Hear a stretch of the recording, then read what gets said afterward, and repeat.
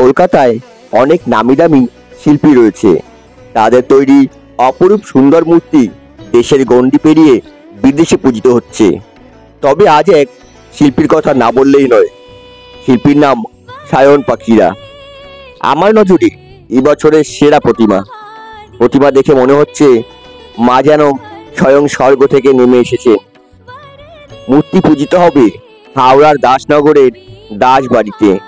প্রতিমা রূপায়ণে সায়ন পাখিরা, দেবীর অলঙ্করণে অভিক বড়াল, আয়োজক রিকো সুপ্রিয়। দাসবাড়িতে সপ্তম বছরে পদার্পণ করলো এবছরের দেবী বিনা পানির পূজা। একটা কথা বলবো, নমি মাগো নমি তব পদ চুমি, এই জ্ঞানহীনে দাও জ্ঞান তুমি অন্তর্যামী। বন্ধুরা, আজকের মতো এখানেই শেষ করছি। দেখা হচ্ছে পরবর্তী ভিডিওতে। ততদিন সকলে ভালো থেকো, সবাইকে ভালো রেখো। ধন্যবাদ।